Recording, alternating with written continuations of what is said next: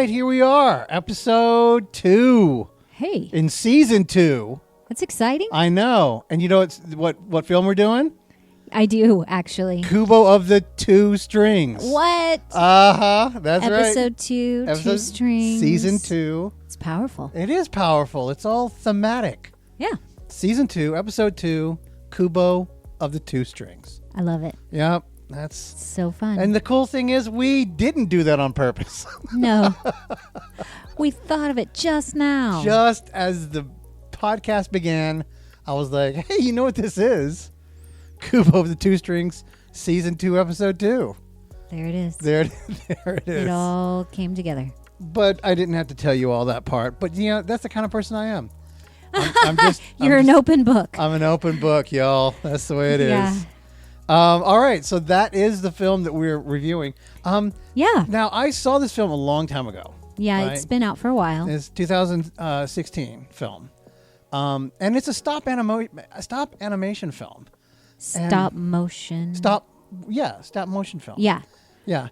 Which is, it's cool. Yeah, some people. It's hard some people to make those. Hate these kinds of films. Yeah. Hate them.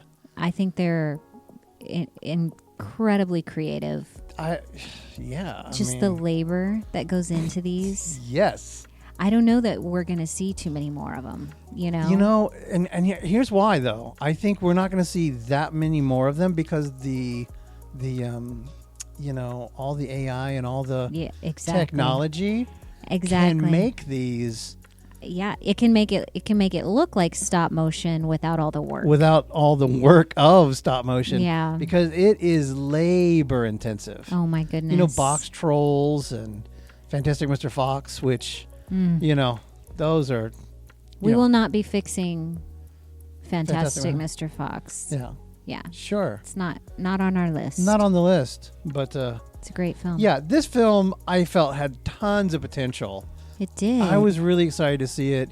And then I was just left a little flat because I was like, oh, there's some things missing. There's definitely room for improvement. It had some confusing moments. Yeah. It had some things that just felt empty. Yeah.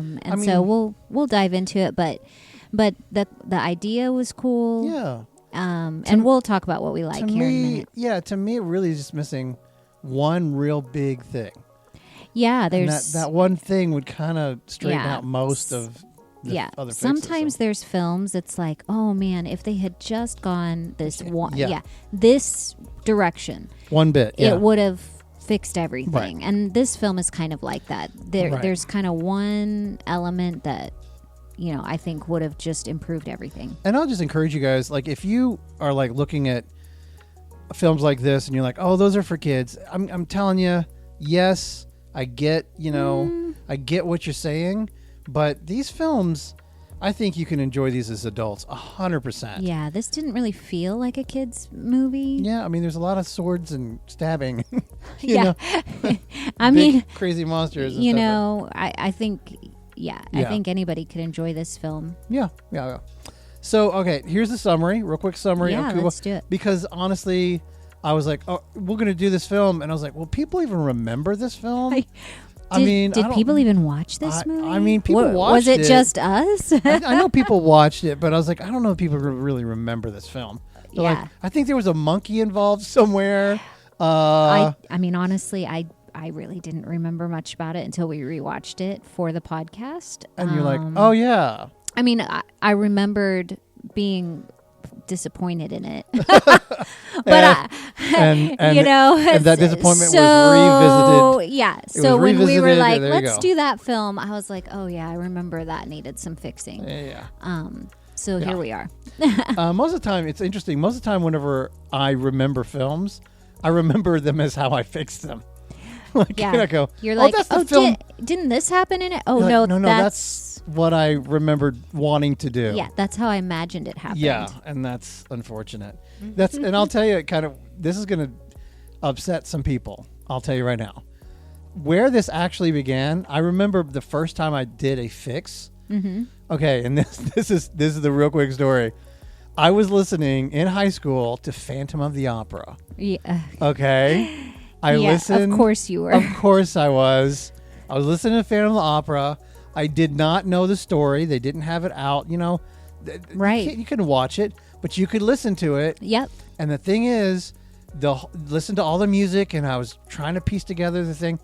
I had pieced together this whole story. Yeah. Years later, I am watching this show on Broadway, and I got out and I went, "That's not how it's supposed to go." Your story was, darn it. The story you created in your mind was so much better. And like in high school, as my little high school mind created such a better story. And I was just like, oh, and then I was disappointed. Yeah. I know that's going to upset some people because they're like, how dare you? But I mean, really the music was everything. Was kind of everything, yes. Not so much the story. But my story, I felt, was like, oh, that was a really good story. But that's where it all started kind of for me. I was like, I've got some fixes for the world. And I want to get it out there for that storytelling world. For that story, right? And I mean, later it happened with movies, but just this idea to fix it. Yeah, that's kind of one of the things that started. I mean, that's why you're a writer. You're a storyteller. Yeah, that's what I do now. So that's it. So, okay, back to Kubo. Oh yeah, what were we doing? We're doing Kubo of the Two Strings, episode 2, season 2. All right, that's what we're doing. Back on track. All right, so Kubo and the Two Strings. It follows this young man named Kubo. Let me guess. Yes. And he's a traveling, not traveling, but he travels down from the mountain. He tells stories every day in this little village. And it's weird. He has this instrument. And I always mess up that it's like shamisen. Oh. Yeah, is the instrument name? I would have called it like a guitar because I did not know it had a name. Not a guitar. And the thing is, it's kind of like, it's got these magical powers to it because as he tells stories, the folded paper swirls around him and moves. Yeah, it becomes. It animates the paper. Animates it to the story that he's telling, and it's kind of like I mentioned this later. We talk about this later, so I won't go into a big thing. Anyway, it does animate, and then one day, each night he goes back home to his mother, yes, who, it's shown at the very beginning, saved him as a child, as a baby, right? Saved him to get him to this island, and each night he hustles his butt home to his mother's cave. They live in a cave. They live in a cave on top of this mountain, and before the sun sets, because she's always like, oh, get here before the sun goes down. Right. Never let the moon see you. Yep. Yeah, never. And so he does that, right? And one day he doesn't get home, and he kind of awakens this vengeful moon spirit, which is actually his grandfather. Mm-hmm. And he sends these 2 Cuckoo for Cocoa Puffs daughters after him. Right. And they're creepy. Kubo's aunties. However you say it. Aunties. In your part of the world. Yeah. And they are coming after him because they want to claim. Now, he's missing an eye. Kubo is. Yes. He's missing an eye. As a baby, he was missing an eye. So they're coming to reclaim his other eye. Right. Which is creepy. It's real creepy, man. But that's what it is. Yep. And he is then kind of kicked in this moment into the story of trying to reclaim pieces of his father's legendary armor and unlock its power to defeat these 2 aunts and his grandfather. Right. Along the way. Keep his eye. And keep his eye. That's right. Right. Along the way, he's joined by Mr. Monkey, which was like a little charm that was in his backpack forever, his whole life, and a beetle warrior, monkey and beetle, and they kind of help him face monsters and uncover the truth from his past. And you learn in those moments that at the very end that the monkey is actually his mother, yes, and the beetle is actually his father, yes. And they're like, "Oh, you're my son, and I didn't know." And then they just kind of go through the end of the story, and then Kubo, has to get all the armor and all the stuff together and fight the grandfather, Right. in the very end. Right. And defeat him. Which he does. Okay. And that's the basic idea of Kubo and the Two Strings, season 2, episode 2. So that's it. So what we liked. I mean, I've kind of already said the visuals. I love the stop animation type things. Yeah.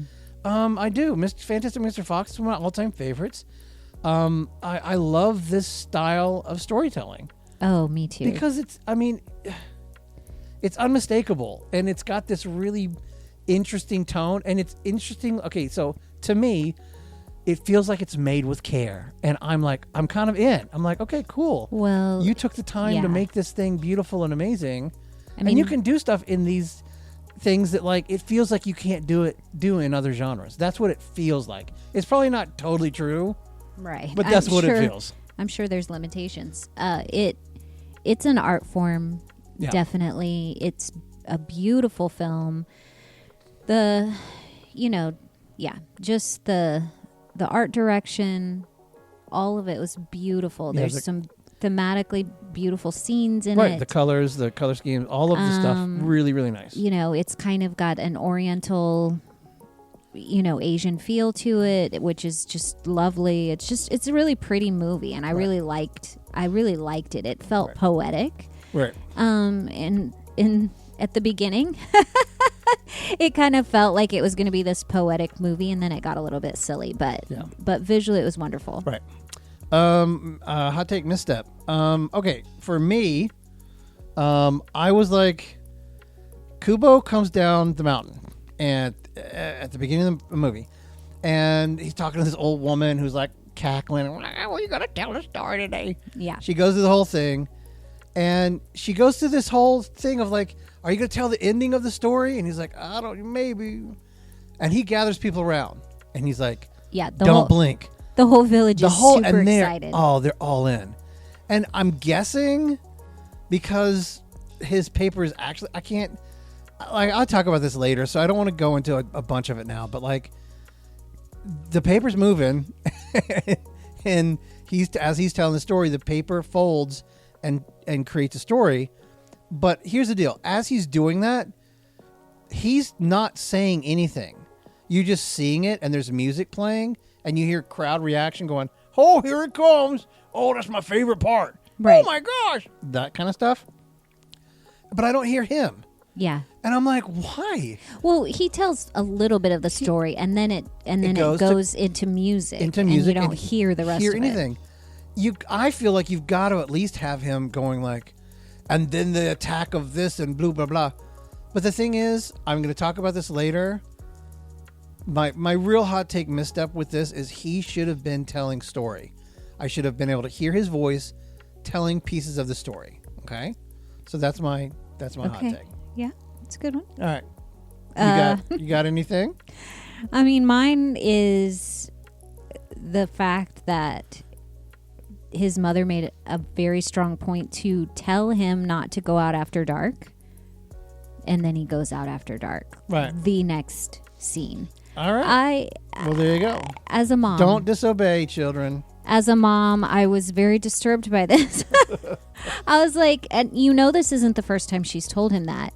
He's literally grown up hearing that every single Kubo, night. Do not touch this. What is Kubo? What is our most important rule? Our number one the only on thing the I'm list, telling you the not to do. The only rule really that we have in our whole life.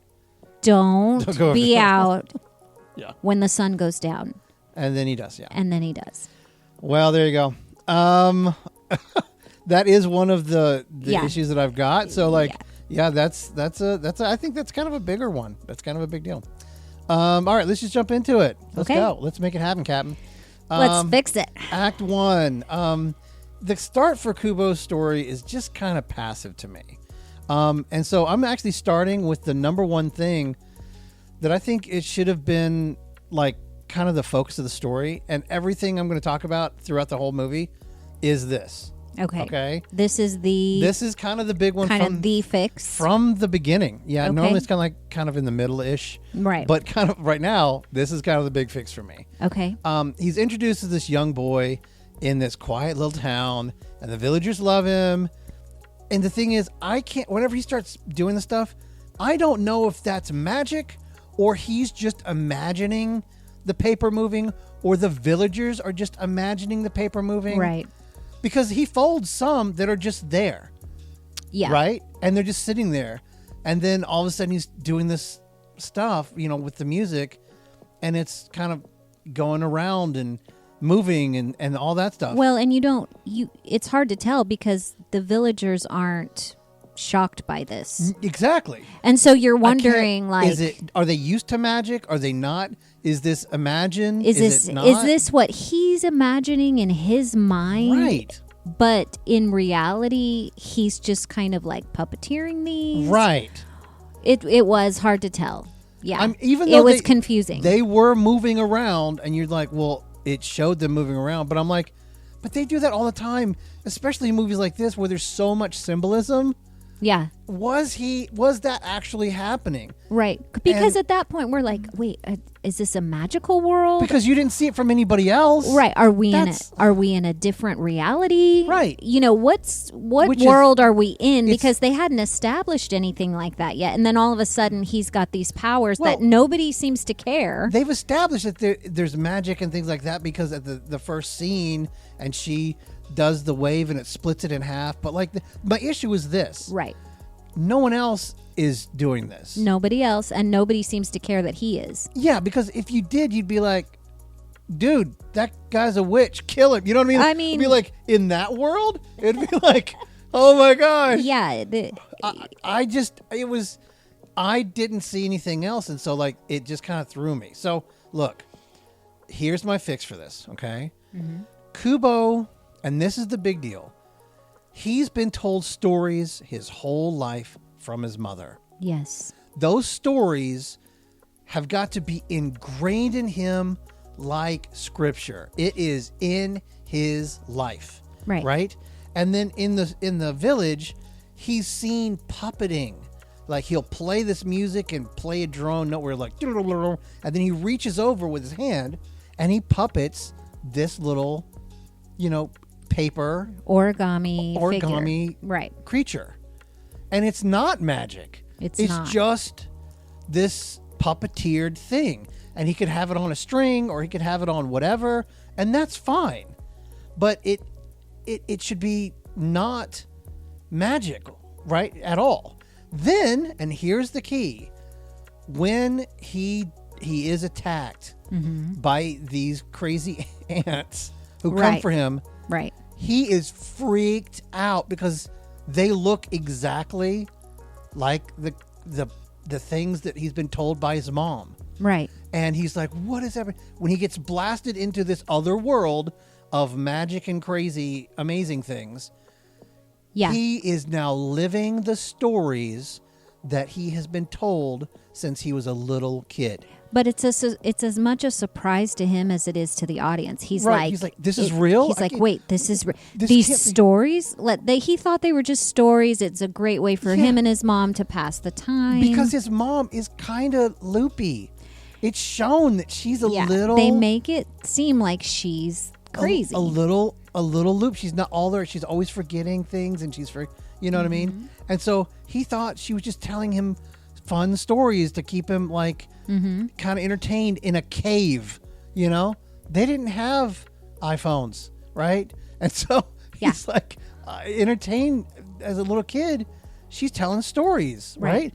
And so that's the thing. When he learns that this is, real, then he's freaked out. And then he learns that like whenever he plays his instrument there, the paper starts to obey, and he's got these magical gifts, and he's like, but it's revealed to him, right, and when he's kicked into this other world. That's right.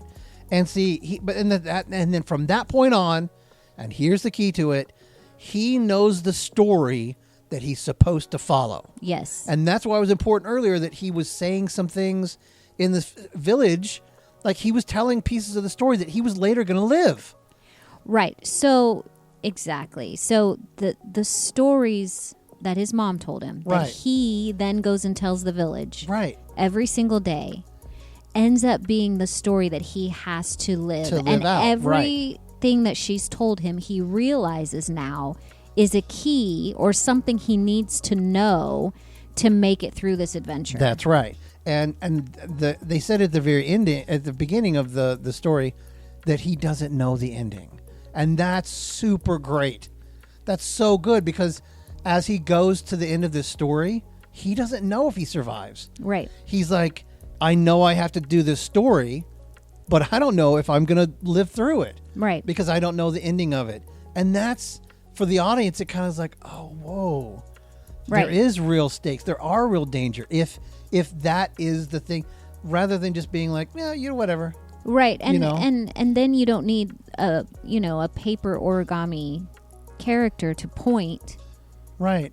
To tell him where to go. He knows where to go. He's been the stories that he's heard from his mom. This is here. The sword is here. You got to go to this thing. You gotta, and so solve this riddle and do.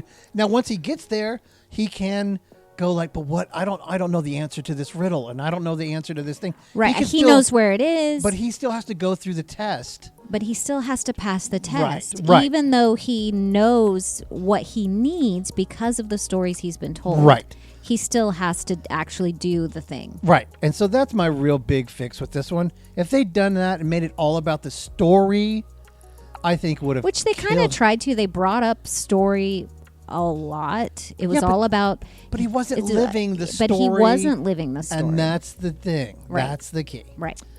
Problem 2. The stakes aren't really very clear. The backstory for Kubo's family and mother and crazy aunts and the Moon King and the whole thing. Yeah. I mean, it's intriguing, kind of, but like, it's just really slow. And I feel like the audience was like having a hard time grasping what was happening. I did. I'm like, why does he want his eye? What kind of creepy-o creep wants some dude's eye? That's weird. Like, yeah. Why are they so angry? Why are they upset in the first place? Right. We don't know any of this stuff. Yeah, and it's revealed like way later. And I'm just like, oh gosh. Look, so for a fix about this, right? First of all, you were dead on right with mom says don't stay out, and like the next night, yeah, he's out. Right. But not for any good reason. Yeah. What it literally was is he was told like he could speak to somebody, an ancestor. So he makes this lantern and he just stays there. Everybody else leaves. Yeah. Before the sun goes down, but he's just hanging out. He's hanging out. So there should have been a glimmer that it was either working. Right.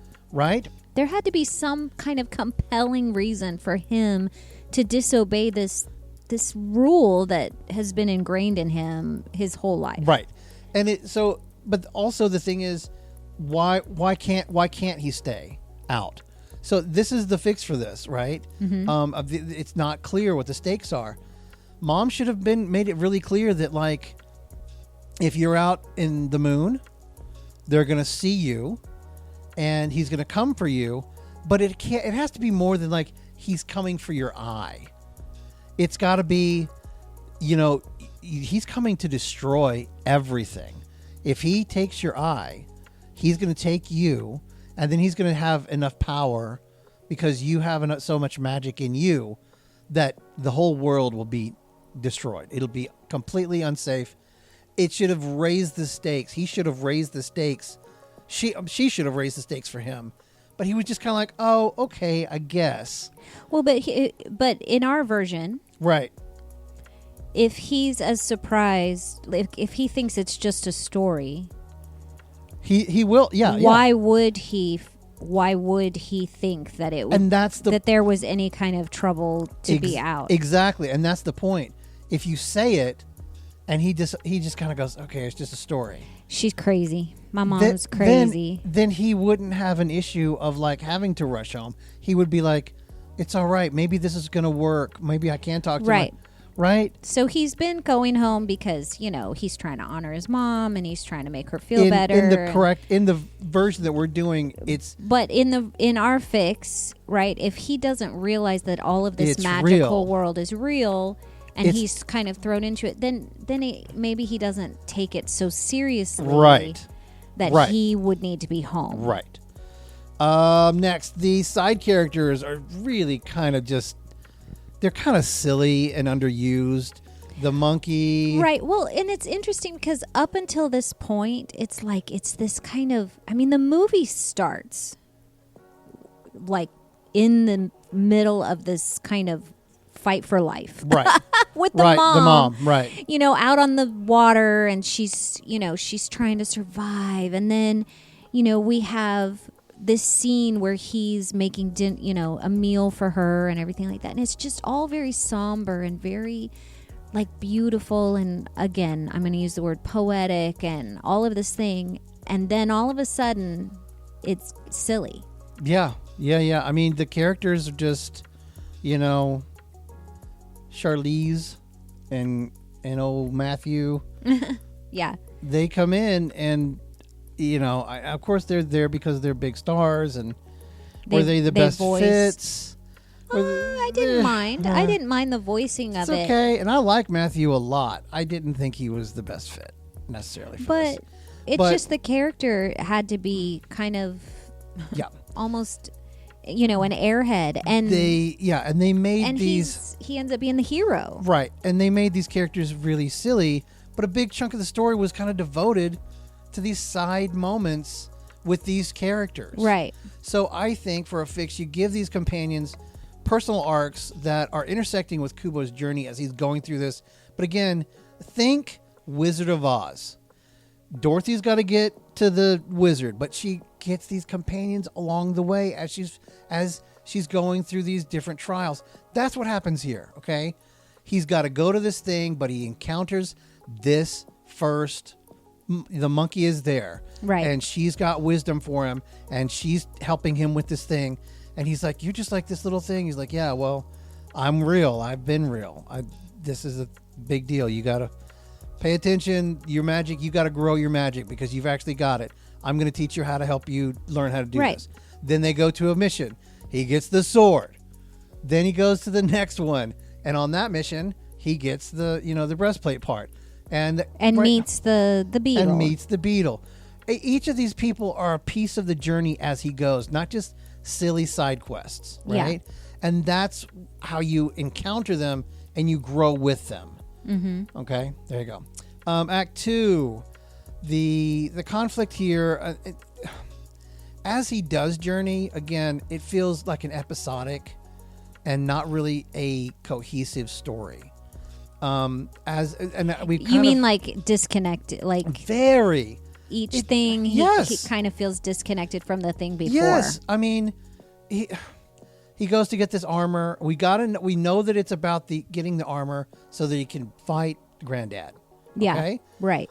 But all of the story is just loosely connected encounters, fighting these monsters, escaping traps, and it's visually stunning.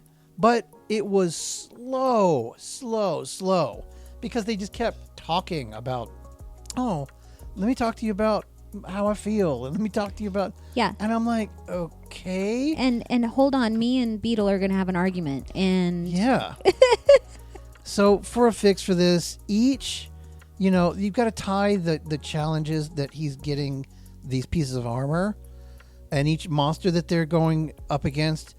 And you got to tie them together in the story, right? And you've got to make it make sense to the overall arc, because then it stops being these incidents, and it stops being these because it felt like they just happened upon, right? Just a coincidence. It just happened to find this thing. I mean, they were fishing, and then he's like, "Oh, I think it's supposed to be underneath here." Right. All of a sudden, the little paper man, origami man, that's been pointing them where they need to go, points down, and they're like, oh yes. Here it is. Yeah, he's not doing that. He's following the story that he has. He should be. He's known since he was a child. Right. Well, he should know exactly. He is a child, right. He should know his whole life. He should know exactly where he's supposed to go. Right, and he's like going, "Oh, this is where we go next," and as they do, Mr. Monkey is providing that wisdom to help him grow. And magically, and Beetle is showing how to be courageous, and you see those pieces of those motherly and fatherly lessons that they're trying to actually teach him Right. as he goes, right? And you can tell, like, they're trying to build those relationships. Yeah.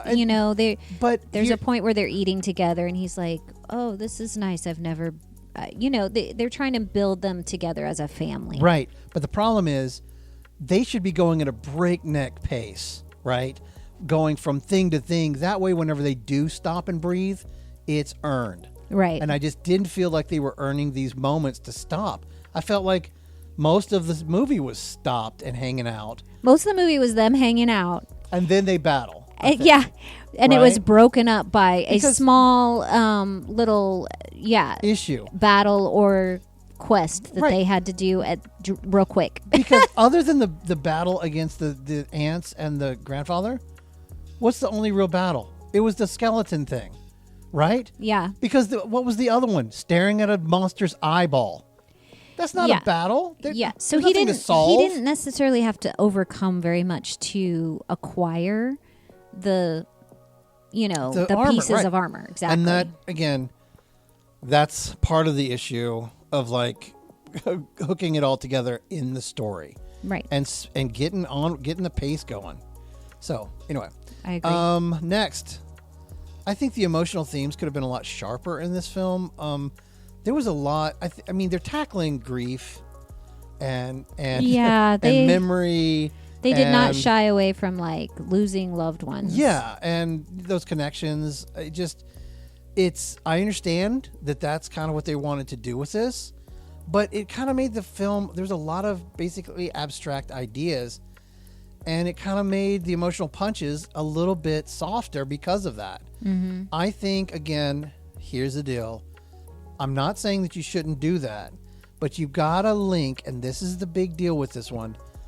His magic has got to grow. Yeah. His magic didn't grow until basically the end of the movie. Right. He's got to be growing with the music and the storytelling. Yes. That should be his main story arc throughout the whole thing.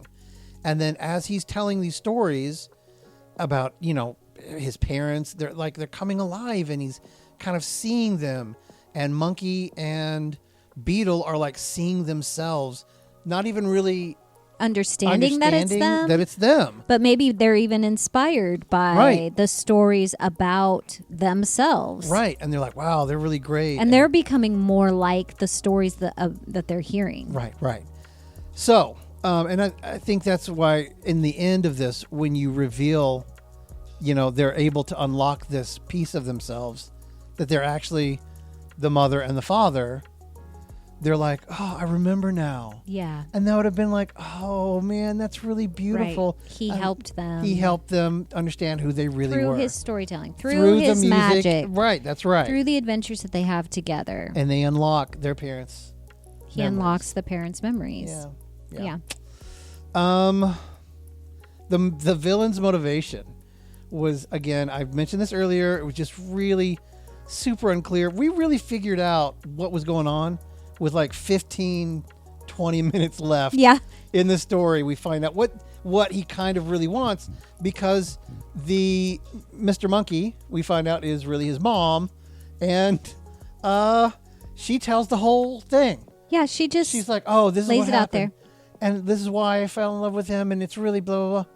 And I'm like, wait, what? Okay, I'm okay if, like we said, just set up that they didn't know, and he unlocked their memories as he's learning his magic, and he's fighting back his grandfather and his aunts. That I think is fine. Right. But the Moon King, at least his desires and his motivation for wanting his other eye, Kubo's other eye, should have been way clearer. It should have been clear at the very beginning, because we don't know why we're taking this journey. Exactly.